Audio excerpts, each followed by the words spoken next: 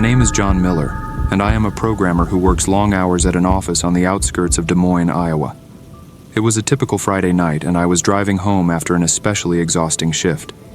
At around 12:15 a.m., I found myself on a lonely road, flanked by a cornfield on one side and a dense stretch of forest on the other. The tranquility of the night, interrupted only by the sound of my car's engine and the gentle rustling of leaves, always provided me with a sense of peace after a hectic day. The sky was clear, and the full moon illuminated the cornfield, creating an interesting contrast with the darkness of the forest. My usual commute gave me time to reflect on the day and plan for the weekend. Everything seemed calm and normal that night, and I was eager to get home and rest. The deserted road had something comforting about it. It was a moment when I could relax and let my thoughts flow freely. But this calm was abruptly interrupted by a sound I will never forget. I was lost in my thoughts when I heard a terrifying scream coming from the forest.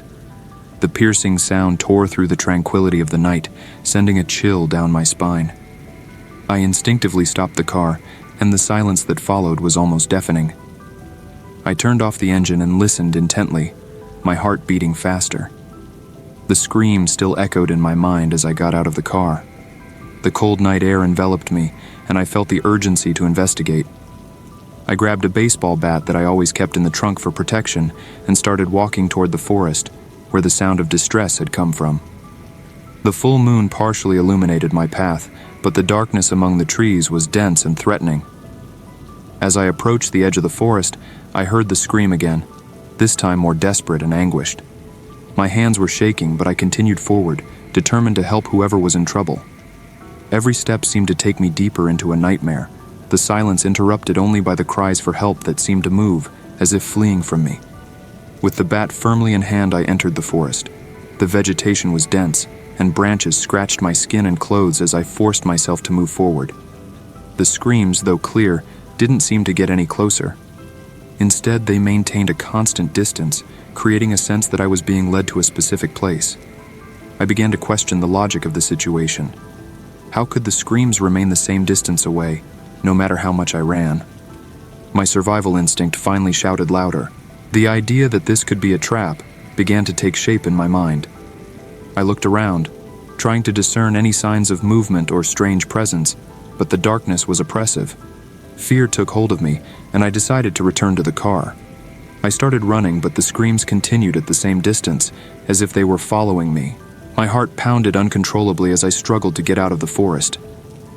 Finally, I caught sight of the cornfield, and soon after my car parked on the road. I quickly got into the car, locking the doors and trying to catch my breath. I called 911 with trembling hands, reporting what had happened. The words came out jumbled, but the operator understood enough to send a patrol to the location. I pulled away quickly, looking in the rearview mirror, expecting to see something or someone emerge from the forest. But there was only darkness and silence, as unsettling as the screams that had drawn me there. In the days following the incident, I tried to continue my routine as usual, but the memory of those screams wouldn't leave me alone. Every time I closed my eyes, I could hear the despair in the woman's voice, and the feeling that something evil lurked in the forest haunted me. I told some friends and co-workers about the incident, but most suggested it might have been an animal or some kind of prank. A week later, while watching the evening news, a report caught my attention. A woman's body had been found in the same forest where I had heard the screams. The news hit me like a punch to the gut. The woman, apparently in her 30s, was found without signs of violence or apparent crime. The reporters mentioned that the cause of death was still being investigated, but the mysterious circumstances left everyone puzzled. Panic gripped me again. Could there be a connection between the screams I heard and the body found? The coincidence was too disturbing to ignore. I felt nauseous and unable to concentrate on anything. I called the police again, insisting that the incident I had reported might be related to the discovery of the body. The detective in charge of the case listened to my account attentively, but he didn't have many answers to give me. He thanked me for the information and promised to investigate further. In the days that followed, I couldn't shake the feeling that something was very wrong in that forest. I started avoiding that road, preferring a longer route that kept me away from the place where my nightmares began. My mind was in a constant whirlwind, questioning whether I could have done something differently to save that woman. The fact that there were no clear signs of a crime only added to the mystery and my sense of helplessness. I began obsessively reviewing every detail of that night, trying to find some clue that could help solve the puzzle. But deep down, I knew there were things we would never fully understand. The incident left me with a deep scar, a constant reminder that the world is a much stranger and scarier place than we imagine.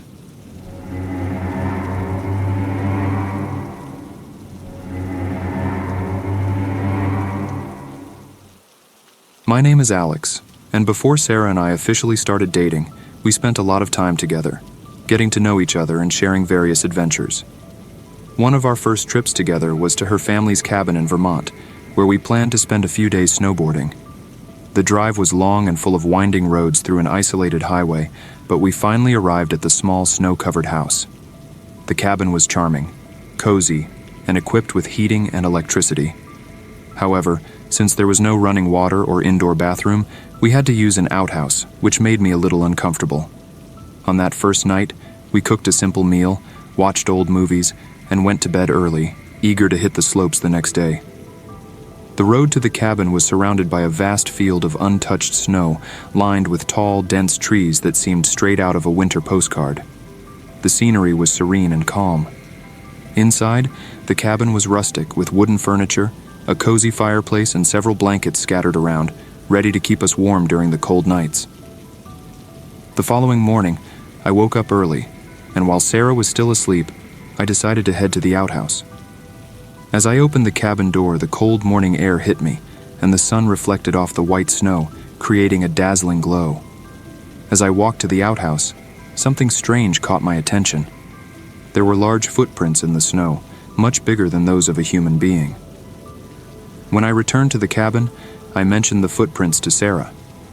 She casually said that they were probably from a black bear, common in the area.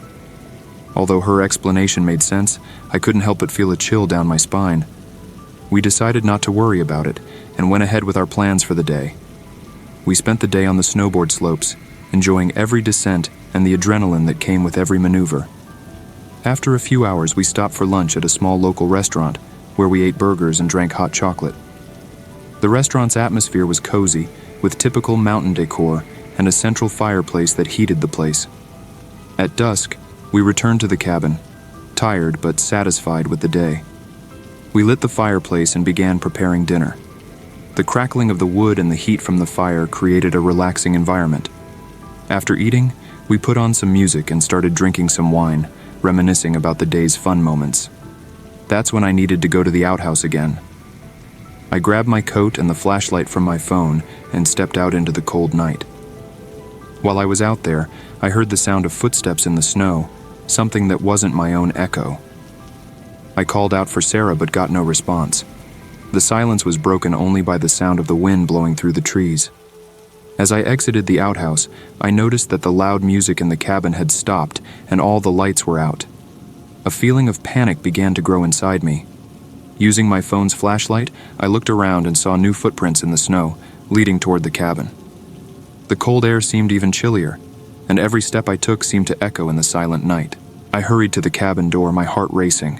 When I reached the entrance, Sarah quickly pulled me inside and locked the door. Her eyes were wide with fear, and she seemed to be trembling.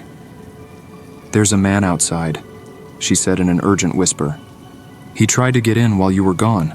I cut the power and hid when I realized it wasn't you. I saw him walking slowly past the window, looking inside. He was watching me, and I had to hide in the closet when he tried to force the door." My hands started to tremble, and I looked around trying to think of a plan. The situation was much worse than I had imagined. I locked all the windows and doors while Sarah followed me closely, still in shock. We decided that the best option was to go down to the secret cellar, where Sarah's father kept some weapons for defense. We carefully descended the narrow stairs to the cellar, fear growing with each step. The small room was cold and dark, with a musty smell. Sarah opened a locked cabinet and took out a rifle. "My dad always kept this here for emergencies," she explained, her voice trembling. As we waited in the dark, every little noise seemed amplified. Then we heard footsteps outside, slowly approaching. I held the rifle tightly, prepared for the worst. Sarah squeezed my hand, trying to find some courage in the desperate situation. When the footsteps got closer, the tension became unbearable. Without thinking twice, I fired 3 shots into the air, the sound of the gunshots reverberating in the silent night. The footsteps stopped immediately, and a profound silence took over. We waited a few minutes, but heard nothing more. Sarah and I cautiously climbed back up to the ground floor. I looked out the window and saw no sign of the intruder. The feeling of imminent danger seemed to have vanished, but the tension still lingered in the air. The following morning, the daylight brought a sense of relief, but also a lingering unease. We decided to leave the cabin as soon as possible. Sarah called her father and told him about the events of the previous night. He was alarmed and advised us not to take any chances, suggesting we leave the cabin immediately and seek help in the nearest town. We quickly gathered our things, not wasting time on a proper breakfast. While packing, I noticed the footprints in the snow again, now more visible in the daylight. They were large and deep, suggesting that the person was heavy and probably dressed to withstand the intense cold. The thought that someone had been so close to us during the night was disturbing. Before leaving, we took one last look around the cabin, ensuring everything was locked. Sarah was still visibly shaken, and I couldn't shake the feeling of imminent danger. We got in the car and started driving down the winding road, constantly looking in the rearview mirror to ensure we weren't being followed. We reached the nearest town and went straight to the police station. We reported the incident, including all the peculiarities and frightening details. The officers listened attentively and promised to investigate, although they believed the intruder might have been a vandal or someone seeking shelter. In the days that followed, we couldn't get the experience out of our minds. What should have been a fun and relaxing trip turned into a nightmare we would both have difficulty forgetting. Sarah returned to Vermont with her father to pick up some things from the cabin and found the front door broken, but no sign of the intruder.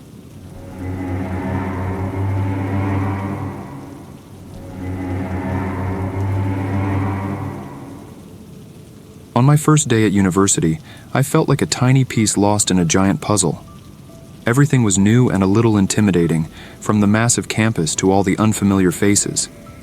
In my first chemistry class, the professor listed the complex topics we would cover, and my heart sank. I realized I would need help to avoid getting lost halfway through the semester.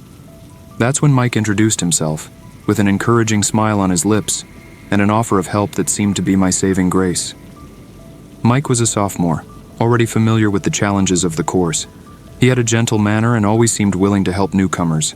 I thanked him and accepted his help, relieved to have someone guide me through the complicated concepts.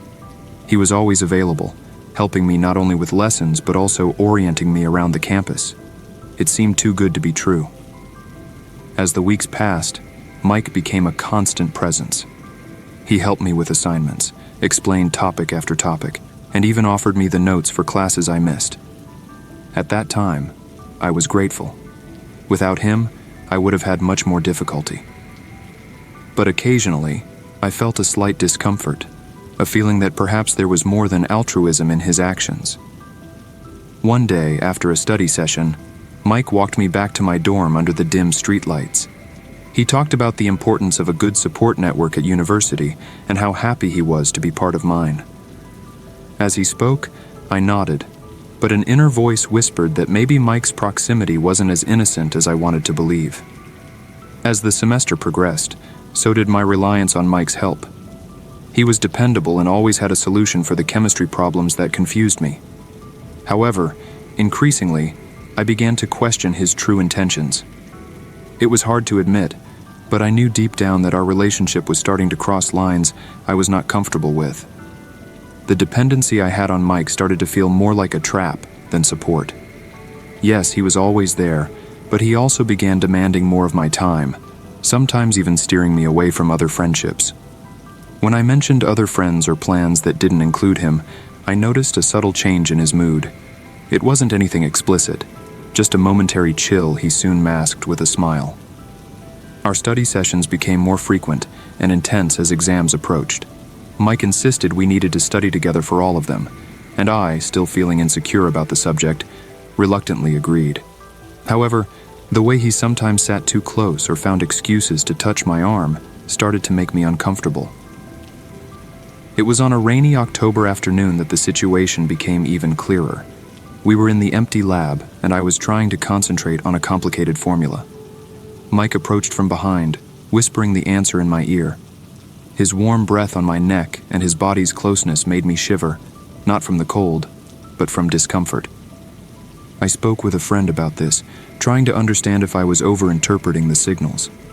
She listened intently, and then, with a seriousness she rarely showed, advised me to be careful. Sometimes, when someone seems too perfect in helping, you have to ask what they're gaining from it, she said, casting a new light on Mike's actions. I decided then that I needed to set boundaries, start refusing some of his offers of help, and try to tackle the tasks on my own. It was essential for me to regain my independence and better understand Mike's motivations. But as I tried to distance myself, I realized he wasn't willing to let our friendship cool down without a fight. As the end of the semester approached, Mike became more insistent. He constantly suggested that we go out to celebrate the end of exams.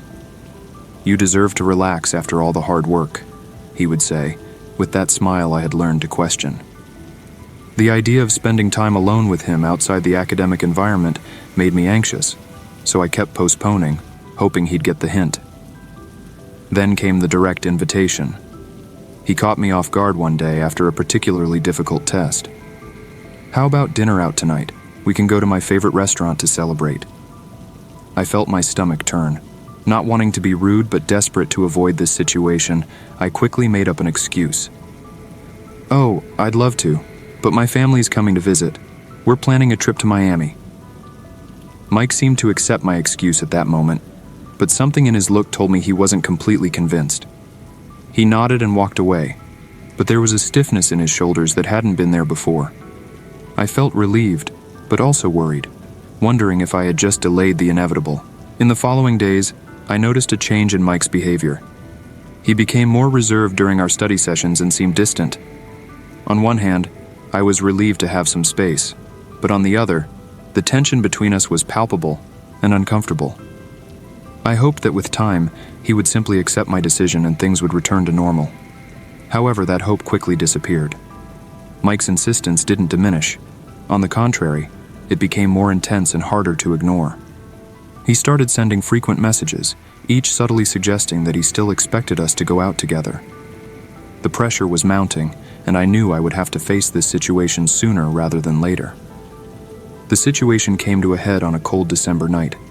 I had just returned to my dormitory when I heard insistent knocks on the door. It was late, and I wasn't expecting anyone. Through the peephole, my heart sank, seeing Mike on the other side, his face anxious and determined. Reluctantly, I opened the door just enough to speak to him.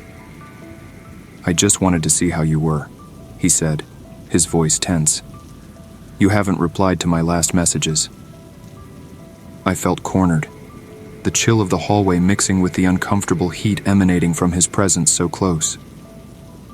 "Mike, it's really late. It's not time for visits," I replied, trying to keep my voice steady. He didn't move. Instead, he stepped closer, his gaze fixed on mine. "I just want to talk, Ashley. I feel like you've been avoiding me." His insistence made me take a step back, and the discomfort I felt before was now turning into real fear. I knew I needed to be more direct. "Mike, I need space. Please respect that." Despite my words, Mike remained standing, looking at me with a mix of frustration and something deeper, more obsessive. It was then that I realized he might never have seen our relationship the way I did. "Ashley, I have feelings for you. Why can't you give us a chance?" His voice was almost a whisper, and each word heightened my anxiety. That encounter made it clear that things were far from normal. After insisting a bit more, Mike finally left, but not before leaving me with a message that kept me awake all night. "Think about what I said. We need to be together." That night was a turning point, and I knew something had to change. I needed help, but I wasn't ready to involve the police yet. I had to find another way to deal with Mike. In the days following the nighttime encounter with Mike, my anxiety only grew. He continued to send messages, each one seeming more insistent and desperate than the last. I felt like every step I took was being watched, every decision I made, analyzed by him. It wasn't just uncomfortable, it was frightening. I started avoiding places I knew he frequented, changing my routine to escape his constant presence. I spoke again with my friend, the same one who had previously advised me to be cautious. This time, she saw the fear in my eyes and suggested we share the situation with more people, perhaps even a university counselor. I hesitated, fearing this might provoke an even worse reaction from Mike, but I knew I couldn't handle it alone. It was comforting to have someone who understood the gravity of the situation, who didn't minimize my fears as mere college drama. Gradually, I started sharing more about what was happening with other friends and even some professors I trusted. The reactions varied, but most expressed concern and offered some kind of support. This gave me a bit of courage, a feeling that maybe I could reclaim my space and safety. However, each accidental encounter with Mike on campus reminded me of the challenge I faced. I tried to maintain composure, responding to his messages firmly, making it clear I wasn't interested. But Mike seemed incapable of accepting rejection. "Why are you doing this to me, Ashley? I just want to be close to you," he wrote one night. The obsession in his words was palpable, and for the first time I began to fear not only for my emotional well-being but also for my physical safety. I decided then that if things didn't improve soon, I would have to take more drastic measures. As I planned my next actions, a part of me wondered how a friendship that seemed so innocent at first had become a source of so much fear. The following weeks were a real test of nerves. Mike's messages became less frequent, but each carried a weight that left me tense. In one of them, he mentioned that he couldn't imagine life without me, that he would do anything to ensure we stayed together. These words, which perhaps were meant to be romantic, sounded threatening to my ears. I kept each message, a record of what was happening, in case I ever needed proof. One afternoon after leaving a class, I saw Mike waiting outside the building. He approached with a bouquet of flowers, trying once again to convince me of his intentions. "Ashley, please, just give me a chance," he implored, holding out the flowers. I declined gently, my heart racing. His expression quickly shifted from hopeful to frustrated, and he threw the flowers to the ground, leaving me alone with the scattered petals. This violent reaction was a clear sign that things were escalating into even more dangerous territory. I began to dread unexpected encounters, worried about what he might do in the face of continued rejection. My friends insisted I report everything to the police, but I hesitated, still hoping to resolve things without involving the authorities. One night, while studying in the library, I received another message from Mike. It was different, more direct. "If I can't have you, then no one else can," he wrote. The blood ran cold in my veins. It was now evident that I was dealing with something beyond unrequited love. It was an obsession that could very well become dangerous. Finally recognizing the severity of my situation, I decided it was time to act. I could no longer allow fear to govern my life. It was necessary to plan to confront Mike once and for all, something that would ensure my safety and put an end to his pursuit. Determined to regain control of the situation, I began formulating a plan to confront Mike safely and definitively. I needed something that would not only show him that his actions were unacceptable, but also protect my safety. I decided to use my chemistry skills, creating a fake experiment that would require his presence, planning to expose him in front of witnesses. I gathered some trusted friends and explained the situation, asking for their help in setting up the scenario. They agreed to help me, positioning themselves in strategic locations to observe and, if necessary, intervene. The idea was that during the experiment, I would confront Mike about his behavior, recording his reaction to use as evidence in case I needed to take the situation to the authorities. The day arrived, and with nerves on edge, I prepared the lab. Every detail was meticulously planned, from the arrangement of reagents to the hidden cameras my friends helped install. When Mike arrived, I tried to remain calm, guiding him through the steps of the experiment as we walked toward the moment of confrontation. As soon as the experiment failed, I used it as a trigger to address the issue. "Mike, we need to talk about how you've been treating me. I began, keeping my voice steady despite the fear. His initial reaction was confusion, but it quickly turned defensive when he realized the true reason for the meeting. He tried to argue, his words laden with emotion, but I held the line, reminding him of the messages and threats.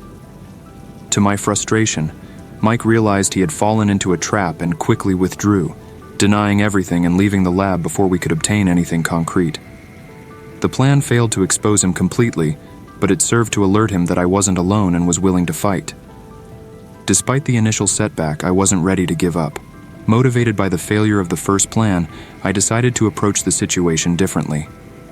This time I would organize a public event, a debate on ethics in chemistry, and invite Mike, hoping the pressure of the public and the formality of the event would prevent him from acting inappropriately. With the help of a professor who was very sympathetic to my situation, we organized the event in the largest auditorium at the university. Mike, thinking it was just another academic debate, accepted the invitation without suspecting my true intentions. I invited many students and professors, ensuring an audience that I hoped would serve as a deterrent for any inappropriate behavior. During the debate, I tried to steer the discussion toward topics about respect and personal boundaries, looking directly at Mike while speaking about the consequences of crossing those boundaries. He seemed uncomfortable, but maintained his composure, aware of the eyes watching him. My heart raced, hoping this more subtle approach would make him think about his actions. However, despite my effort to keep everything under control, the tension between us was palpable. After the event, Mike confronted me, accusing me of trying to publicly embarrass him. "Why are you doing this to me, Ashley? What did I do to deserve this treatment?" he asked, his voice laden with resentment and confusion. I stood firm, explaining that his actions had consequences and that I would no longer tolerate being intimidated. Despite his attempts to justify his behavior, I made it clear that things between us had to change. He left the auditorium visibly shaken, and I felt a bit more empowered, though I knew the battle was not yet won.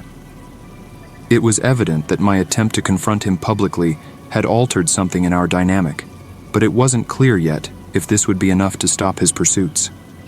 After the debate, the relationship between Mike and me became even more strained.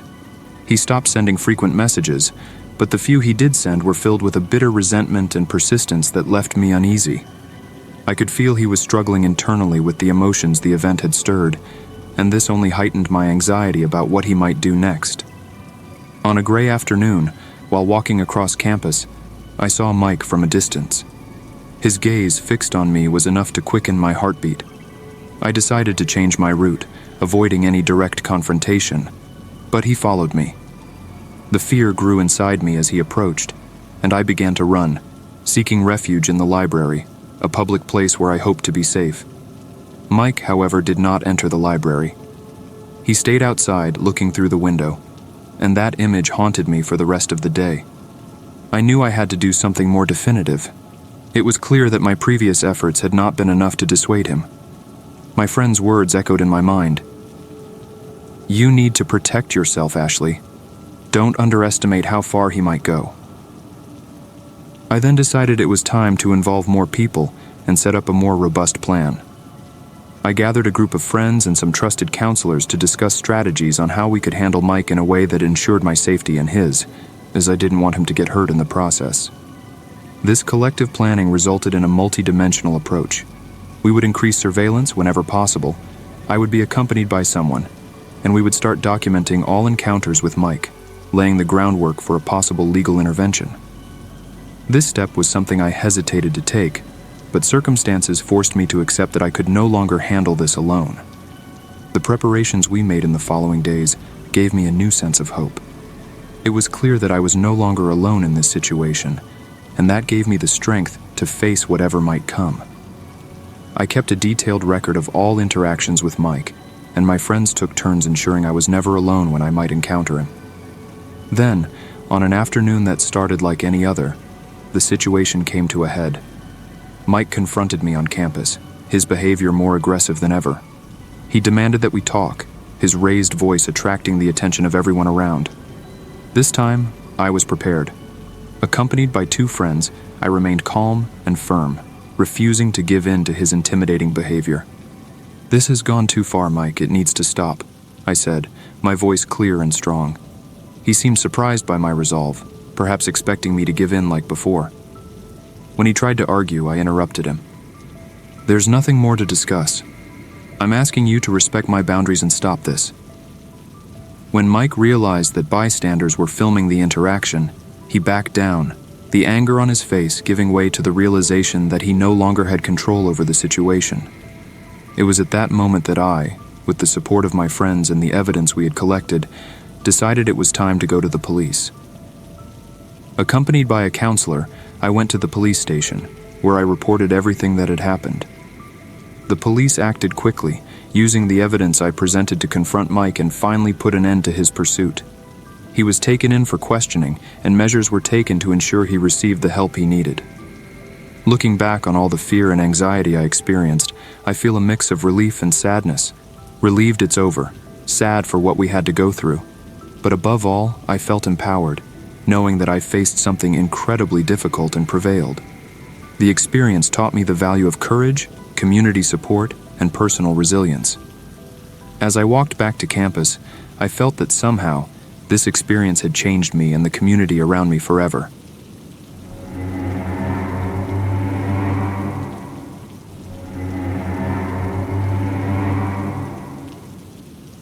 Since childhood, fishing has been a sacred ritual in my family. My father, Michael, and my uncle Peter were the most passionate about it. They taught me the art of casting the line and patiently waiting for the fish. These trips brought us together, creating unforgettable memories. Every fishing trip had a touch of adventure and connection, strengthening our family bonds. Now, as an adult, I found myself eager for one of those trips.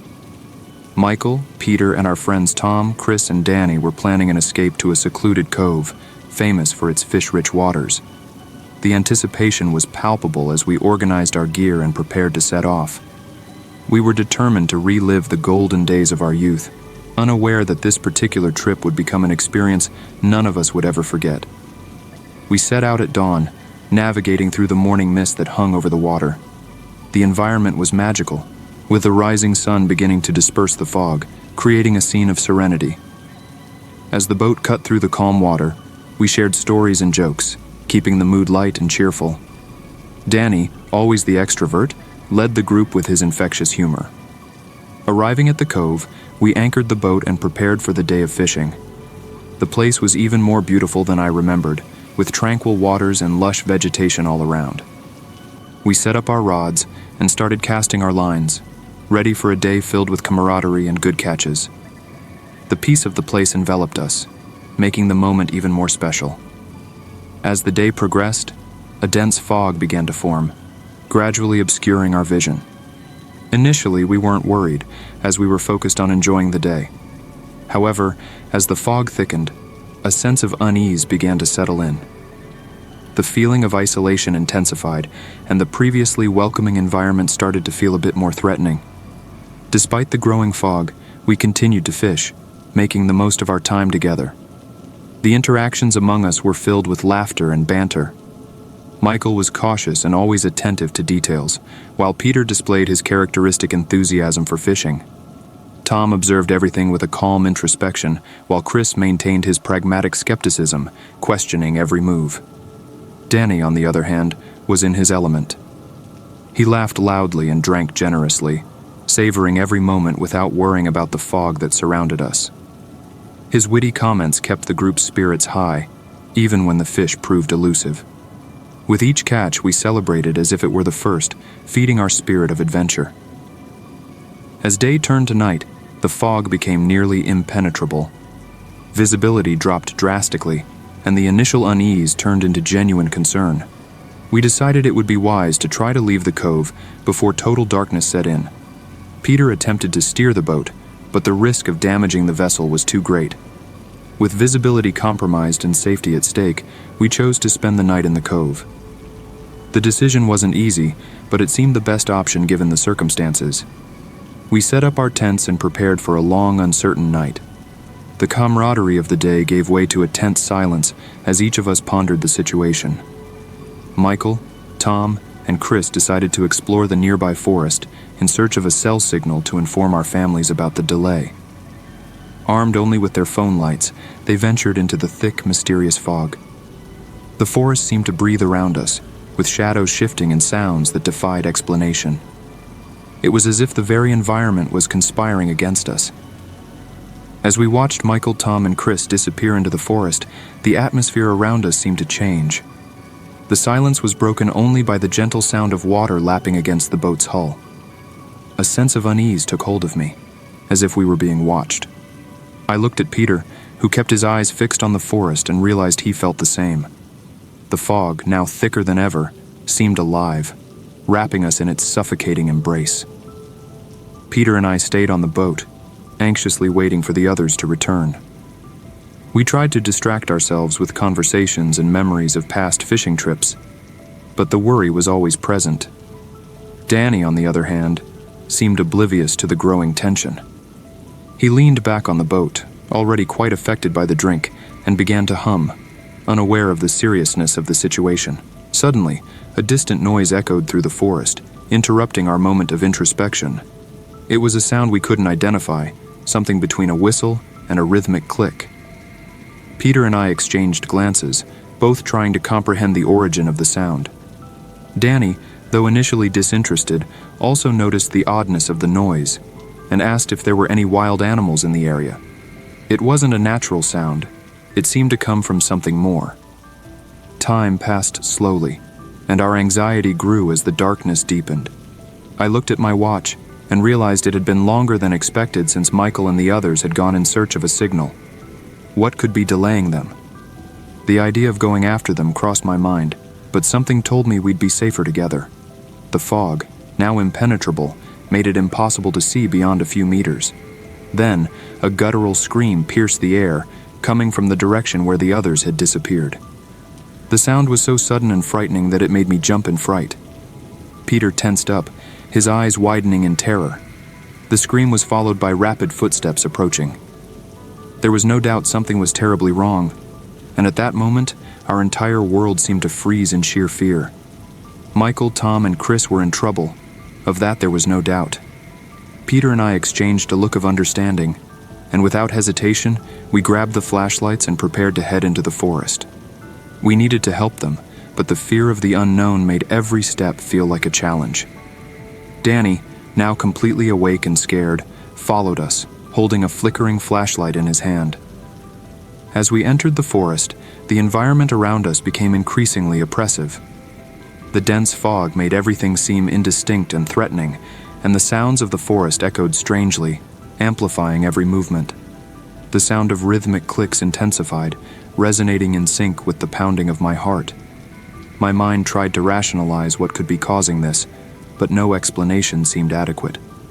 We walked in silence, aware that something or someone was watching us. The feeling of being followed was unmistakable, but each time we looked back, we saw nothing but indistinct shadows dancing in the fog. Tom, at the front of the group, raised his hand for us to stop and whispered that we should turn off the flashlights. The idea was risky, but it made sense. We needed to avoid attracting unwanted attention. With the flashlights off, the darkness became almost absolute, forcing us to rely on our instincts and memory to navigate the forest. The silence was broken by the sound of leaves being stepped on, followed by a louder and more threatening click. Whatever was surrounding us was getting closer, and panic began to set in. It was as if the forest itself was alive, conspiring to swallow us whole. Then, in the distance, we saw a small flash of light, the flare Michael had fired. The brief light revealed, for an instant, the dark and threatening figures watching us from the darkness. There were more than a dozen of them, motionless, with inscrutable expressions on their faces. The sight was enough to trigger a wave of panic in all of us, and without thinking, we started to run back to the boat, fighting against the fear and uncertainty that consumed us. As we ran through the forest, adrenaline coursed through our veins, propelling each desperate step. The shadows around us seemed to close in closer and closer, and the sound of pursuing footsteps echoed in our ears like a war drum. Michael led the group, his experience and calmness in difficult situations guiding us through the maze of trees and fog. Finally, we spotted the shore where the boat was anchored. The relief was momentary because we knew we weren't safe yet. Peter shouted for Danny to start the boat's engine, while Michael fired another flare to disorient anything that might still be following us. The brief light once again revealed the figures, now closer, with their impassive expressions and eyes fixed on us. Danny, struggling against panic and the effects of the alcohol, managed to start the engine, and the familiar sound brought immediate relief. We got on the boat as quickly as we could, with Michael and Peter ensuring everyone was on board before pulling away from the shore. As the boat moved away from the shore, I looked back and saw the figures standing at the water's edge, motionless like statues, watching our departure. Silence fell over us as we moved away. No one spoke. Everyone was absorbed by the shock of what we had just experienced. It was hard to believe it had all happened. The images of the tribal figures still danced in my mind, and the question of why they were there remained unanswered. Only one thing was clear: we would never forget that night. Michael took the helm, carefully navigating out of the cove. Although we were out of immediate danger, the tension didn't diminish. We knew we had been lucky to escape, and the implications of what we faced weighed heavily on our minds. As we moved away, the fog slowly began to dissipate, revealing the vastness of the open sea. As the fog cleared and the horizon began to reveal itself, the tension inside the boat remained palpable. Each of us was lost in thought, processing what had happened. Danny, who initially hadn't grasped the gravity of the situation, was now visibly shaken, his eyes fixed on the horizon as he tried to find a rational explanation for what we witnessed. The escape, however, was not without hiccups. The engine briefly failed, and for a moment, panic threatened to return. I held my breath, fearing the figures might emerge from the fog again. Michael, with his usual calm, quickly resolved the problem, but that moment of vulnerability served as a reminder of how close we had been to danger. As the safety of the open sea enveloped us, the group began to talk, trying to make sense of the chaos. Tom hypothesized that we might have trespassed into the territory of an isolated tribe. Chris, ever the skeptic, suggested it was an illusion or some local ritual. Although possible explanations, none of them seemed satisfactory. The mystery remained. Peter, who had been quiet since the escape, finally broke the silence. He spoke about how he had never felt so vulnerable and powerless, as if he were being hunted. His words resonated with all of us, capturing the essence of the fear that had set in. This experience would mark us forever, a constant reminder of the fragility of the security we often take for granted.